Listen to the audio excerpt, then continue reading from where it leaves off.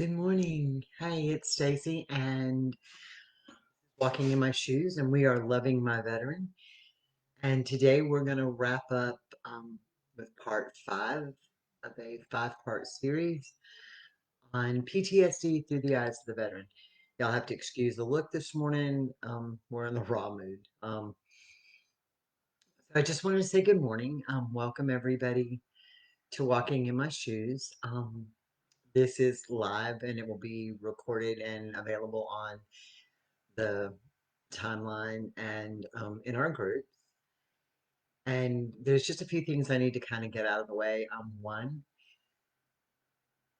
the views on here are ours. They're through stories of veterans that we have spoken to, and we are not professionals by any means. We're just a community here, and we're trying just to get the word out. And if you have different views, opinions, we would love, absolutely love to hear them and share your stories because I think it's about getting the story out. Again, let's just get started. We're wrapping up this series of PTSD through the veterans' eyes, and we do Let's Talk on Thursday nights. It's like a live Zoom thing that we do where we kind of bring anybody who wants to come and talk and share their stories and a community of support. We do that, and so I'm going to take some of the stuff that we've learned through this week in looking through the veterans' eyes, and some of the stuff that we talked about through our Let's Talks and other various outlets that we get, and kind of put it all together and wrap it up. We've discussed kind of what they saw, what they heard, what they feel, and how it's there. Now I'm going to talk about something that a lot of people don't want to talk, and that's about transitioning out from being active duty to becoming the civilian who now lives with the training. Um, they live with the sight, sound, smells, feels that they experienced, um, and they kind of have to go from this world to this world with no transition in between. Nobody teaches you how to do that. So let's start in the beginning. So here, the veterans, when they're early on and they're young, most of them are very young when they decide that they're going to enlist. So they enlist and they go through MEPS and they sign their paperwork and then they get assigned and then they start basic training, whether it's boot camp, basic training, whatever. So from day one, they're taught to be part of a community. They're taught to work together. Um, and then as they specialize and go out into different fields, sometimes it's a one-on-one type thing. But in the beginning, they are completely and totally taught you have to rely on somebody else. And it is a team. And you think about it from every perspective of where they are from their training. If some guy in basic training screws up, the whole company goes back and redoes the stuff. So they learn that teamwork um, makes the dream work. That's just a cliche that they use. But think about everything. Nobody goes into when you watch shows on TV or you look at some of the real stuff that goes on. There's somebody and somebody always has their back. That's where the phrase comes from, I've got your six. Because when you're looking at a clock and that's where they're talking about direction, six is dead behind you. So somebody's always got your back. So they live and they're taught to be part of this community. We talk a lot about Army combat veterans, but let's even think about it from a naval perspective. Here you are, you're on a submarine or you're on a ship or you're on whatever, and you're in the middle of nowhere and a fire breaks out, right? If you don't contain that as a group, what's going to happen? It's going to be really kind of ugly. So they learn that this is the life that they have, that it's always relying on somebody else to help you. So they go through this time period where it's we. Some veterans, when they enlist, are going to do their 4 years and use it for college and be done and move on. Some of them want to make it a career, and then something happens. They're either injured, they go through a traumatic injury, um, they end up with a PTSD moment, and so they're processed out of the military as 100% permanent and total disability. Okay, that's what they're rated at. So here's this person. They've gone in, they chose to serve, and now the military says to them, "You're out. You're done. It's permanent, total, 100% disability. You can't ever serve again." And that's kind of where they look at. And I know from my perspective as the paramedic, and then when I got sick and I had to go to my doctor and whatever, this was my career path. This is what I was going to do. And the hardest thing I ever had to do was look at that piece of paper where my doctor checked, this is a permanent and total disability. And I'm thinking, whoa, whoa, whoa, whoa, whoa, my life as I know it is over. This is all I've done. So in their perspective, and I can say that because I've seen the little check mark in the little box. So, they go in, they sign their life away, they become part of this team. They're told they're essential. They're taught that they're part of this collaborative group. And now they sit here and they're handed a piece of paper, and this piece of paper says 100% permanent and total disability. Here you go. Have a nice life. You can't come back. Great. Now here they are. All their baggage came. They didn't leave their baggage at the door. They didn't leave what's in their head at the door when they were like, here, bye, see ya. They may have had to turn in weapons, equipment, stuff that they had, but the baggage that they carried, they didn't leave that. They can't just turn it off like a light switch and be done. So now you mentally have this picture that I signed up, I was essential, I was part of a team, it became a we collective thing. And then you all of a sudden hand me this piece of paper that says, I'm done. I'm out. I can't do this anymore. So they go home to wherever home may be. And they're they're no longer part of the community and the brotherhood or sisterhood that they were part of. They no longer have that purpose that they were given. They are now told they're defective. In reality, that's where your mind is going. And you go to where home is, where you had all these plans and you had all these desires and you had all this stuff. And when you go home, these people, your family and your friends are thinking, oh, you're going to be the same person you were, and you're not. So you have that issue.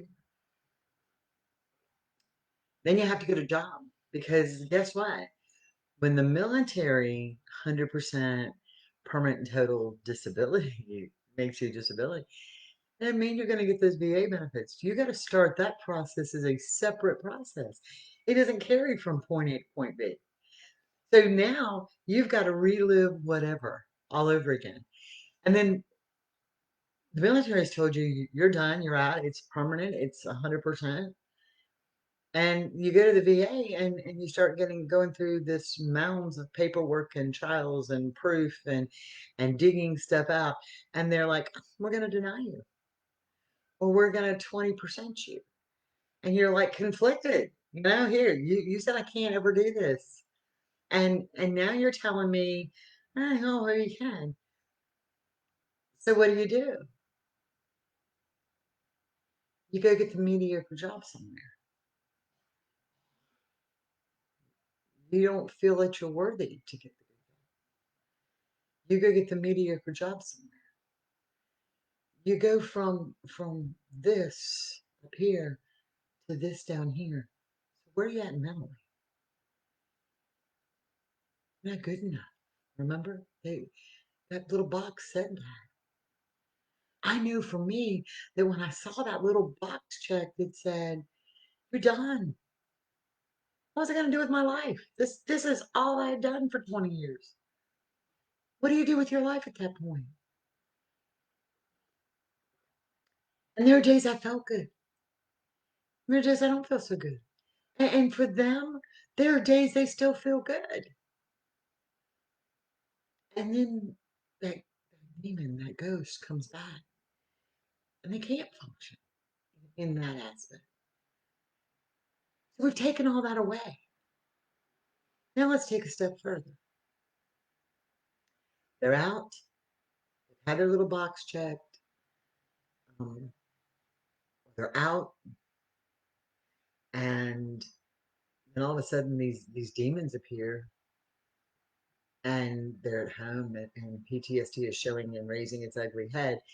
And so we as partners and spouses and people who hold their hand and walk beside them, now all of a sudden they're having a moment or they're having a bad day.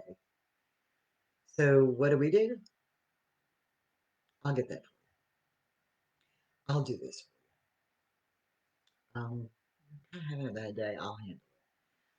They're kind of tense and blowing up. So you become the buffer between them and your kids. I got them. Then it's I don't want to add to this. So what in reality, without meaning to intentionally inflict more to the plate, what do? We slowly start whittling away at the purpose. They don't have that purpose. They don't have that drive. You just told them they can't do it. The military's told them they can't do it. The demons keep rearing their ugly heads. They can't sleep. They can't do normal things all the time. They don't know when this demon's gonna come back. And then something as simple as fixing their own coffee in the morning, we may do it because we love them, but to them, we're whittling away at that mark. We're taking that away from them. I know that with Carl and I, with my issues, it's like he's like, you don't need to do this. I got this for you. And I just looked at him one day and I said, I've got two legs and I can do this right now. What happens on a day? And so we do the same thing. We do the same thing. We slowly start whittling away. Are there times when they're in a spot that you intervene? Yeah, there are. But when it becomes the habit, we whittle away at the person they are. Not meaning to harm them, not meaning to hurt them, not meaning to take that away from them, not meaning to demean them, but we're doing it. And now it becomes habit. And now it becomes routine. And now they kind of fall into that mold. And what's happening, they're getting deeper and deeper and deeper into a place. And they go through this. So how do you stop this cycle? Where does it end? We are telling our veterans that they don't matter. They don't matter to the military anymore. Your PTSD is your problem, deal with it. Or your PTSD, we don't really have time to hear it because there's so many of you who have it and we're funneling through this little thing. And so here, this is the standard. Let's just give you this. I can remember my ex-husband was in the military and we laughed and we're like, does the freaking Navy have like do they make their money on the sale of ibuprofen? Because I don't care what you had wrong. It was here. Take some Motrin, take some ibuprofen, have a great day. And that was like the drug of choice. And so now, we're dealing with the demons and the mental stuff. And what are we doing? We're like, here, take this drug. It'll fix it for you. It doesn't because everybody is different. We were talking last night. Carl's sitting here next to me, and Jeremy's on, and we have this other girl on who's amazing, by the way. And she's talking with us, and it ends up that I have an autoimmune disorder, she has an autoimmune disorder, both of us have a medical background, and we're like, you know what? autoimmune disorder for me is different than the autoimmune is for her. And all of a sudden, like this light switch went on. I was like, but PTSD is different for Carl than it is for Jeremy. And it's different from Carl than it is from the other veteran. And it's all different. And so we realize that we're giving you this one cure fits all, and it's not necessarily the way it works. And so we just kind of whittle away at putting you in a box and labeling you something because nobody wants to deal with the root of it because we don't want to treat you as an individual because we can't. Not necessarily they don't want to because it can't. There's not that bite. And so I can remember early on, I went to support groups, online support groups to find answers, just to kind of understand this. What is this PTSD? I knew, I mean, I have a medical background. I was on ambulance. I took a ton of people with PTSD. They were all different. They weren't the textbook case. They weren't the stuff we learned in school. They weren't the stuff we learned at extra training. They were all different. They were humans. They were individuals. And you watch even the way, unfortunately, the private sector medical deals with this, we take away dignity. We take away individuality. I have a friend whose husband went through a rough spot, was going through a rough spot. So turned to the VA first, and they couldn't get him where he needed to be. And because of location, and they live close to one state and in another, and jurisdictional issues, they took him to the emergency room, right? And so she's got him, and her and I have agreed that we're going to literally talk about this at one point in time together and share this story from my perspective, being able to transport them, and her perspective of what she saw firsthand. But the very first thing they do when the guy goes in and says, I want help, they take away his phone, they take away his wallet, they take away his clothes, they take away everything. They put him in paper jammies. I'm not lying, they're paper, y'all. It's horrible. Give him a bed, no sheets, no blankets, no pillows. When you go to the bathroom, like the sink doesn't even have a faucet to it. It's all down because people in some of the people they deal with in the civilian sector um, will try to kill themselves. They have had somebody kill themselves in a bathroom. Okay, I don't know what they hung themselves on the faucet, but that can no longer be there. So, like she said, you had to have like this degree to learn how to use the faucet, right? But what happened? We chipped away at who they are. We chipped away and took away dignity. We chipped away, we took away value. We don't realize that a lot of times somebody posted on a comment I made that we make them feel like the trash discarded on the side of the road sometimes, that they just don't, and that it was a trigger for her husband that when he saw trash on the side of the road, it set him somewhere because he felt like the discarded trash on the side of the road. And so we're just taken away.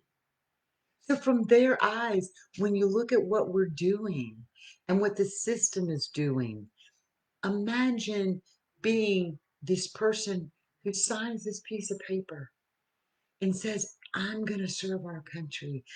I'm going to be one of the few and the proud. I'm going to be the one. I know that's a Marine slogan. I'm sorry if it offends anybody. Okay. But I'm going to be in the military. I'm going to be that one. And we do this. And they're proud of what they're doing. And they're part of a team. And they always have each other's back. And they're a community. And now they've seen stuff, been stuff, heard stuff, dealt with stuff.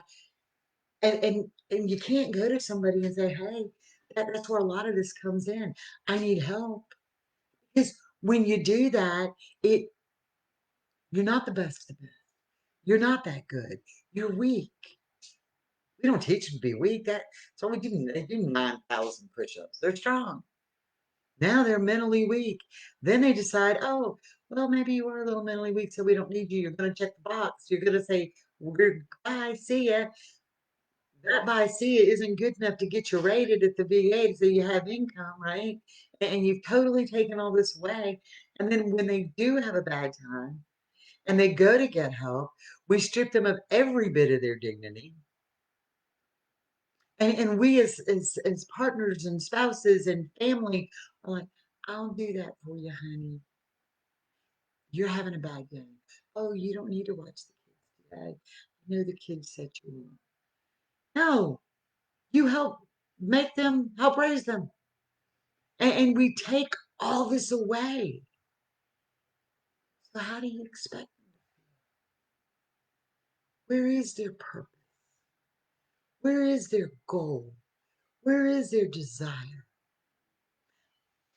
I talk to women and I really am so excited because I'm going to start talking to female veterans who are going through PTSD because I only know it from the male PTSD partner. I mean, I don't understand it from the female side because obviously I live with Carl. Um, but we've stripped everything away. They have no dignity. They have no value. And partners talk about all the time. We talk about, I wish he was the man he used to be. But do we treat him like the man he used to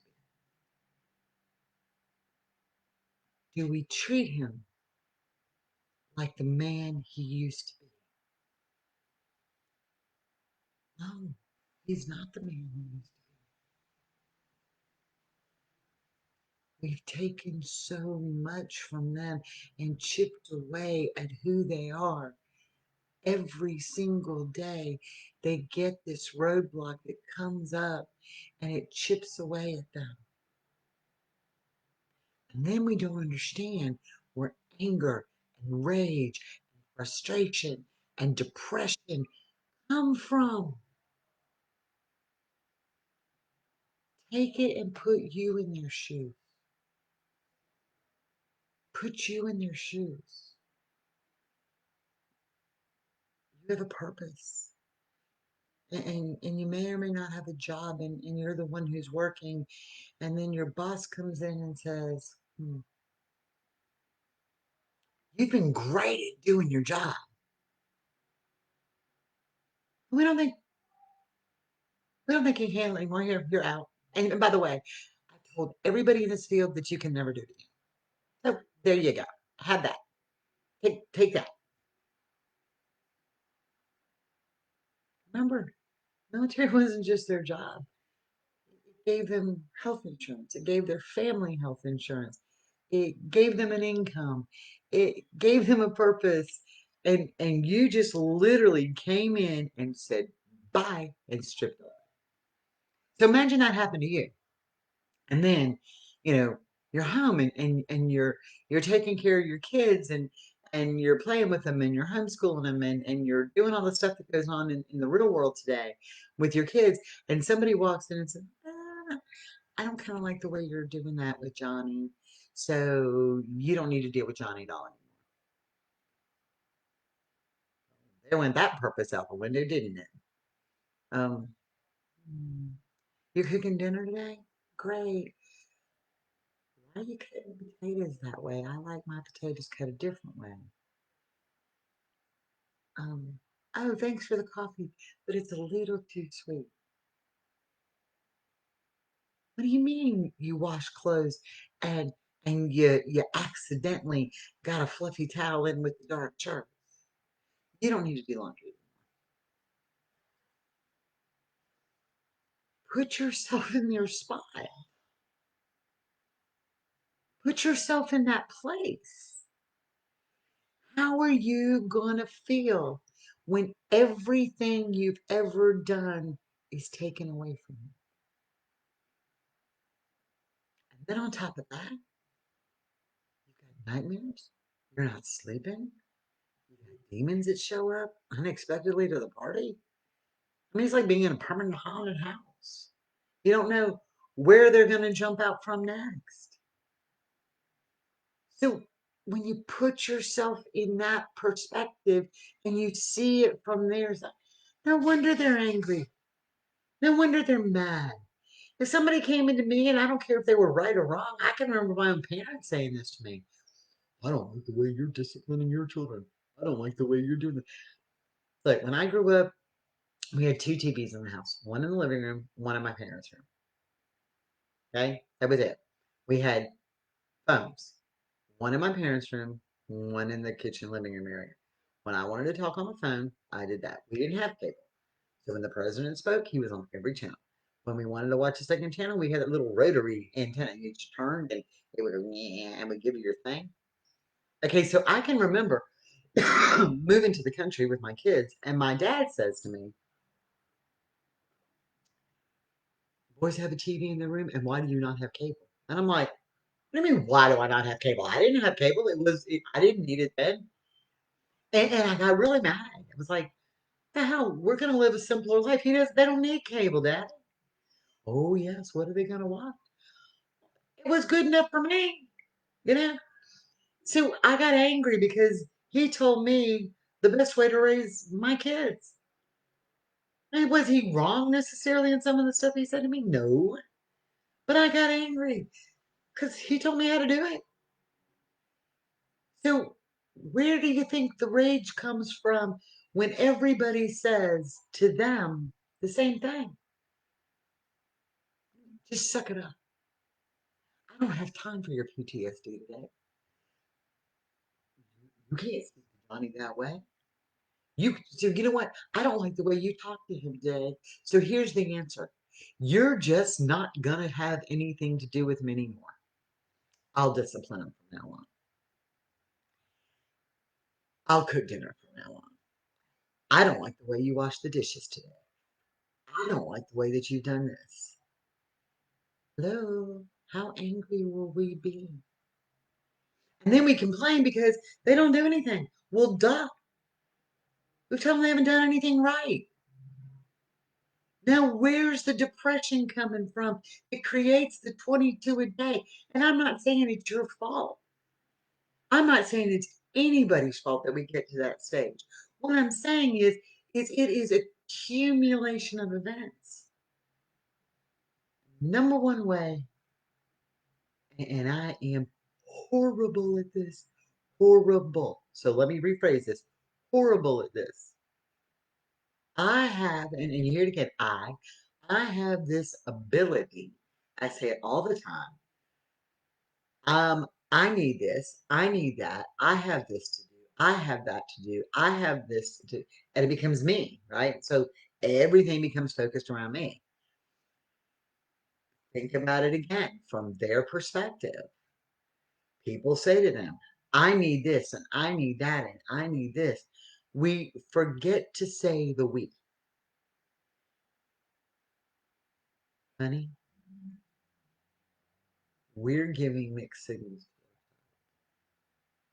What can we do to make it better? There are times when you're in a place. How can we come up with a plan to help our son? They were raised, brought up in the military with the we aspect. When we make it the me aspect, it shuts them down. That's kind of the culmination of where we are. That's kind of where we've become in seeing it through seeing it through their eyes. I'm not saying that any of us are wrong in what we're doing. But until we all learn to walk in each other's shoes, us in theirs and them in ours, we're never going to make a difference until the treatment people see what's really happening and learn to walk in their shoes sometimes. And our veterans learn to accept the fact that there is answers out there and that they can help them on the backside. We're never going to change this. We can talk about reducing 22 a day. We can talk about what's best, what we see as what's best. We can talk about what the best medicine on the market is.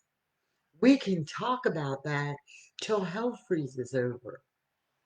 But until we learn to come together as a community who loves and cares for our veterans, we're never going to fix this problem. We're never going to make a help enable a relationship to be better. We're never going to empower each other as long as we become focused on me or you. We have to become focused on the whole. That is where we are. That's the reality. And again, I want everybody to have a blessed weekend. I want everybody to have a wonderful day. And these opinions are ours. They're not medical stuff. They're just opinions. And we welcome your opinion. We want to talk to you and get your true, honest, raw feedback because it's those conversations in coming to the table that make us as a community stronger. And we are a community. We are loving our veterans. And we can make that difference when we come together. I'm Stacy. We are loving my veterans. Y'all have a blessed day. This will be on YouTube and posted to the groups and be a video that you can watch here as well. Have a great day.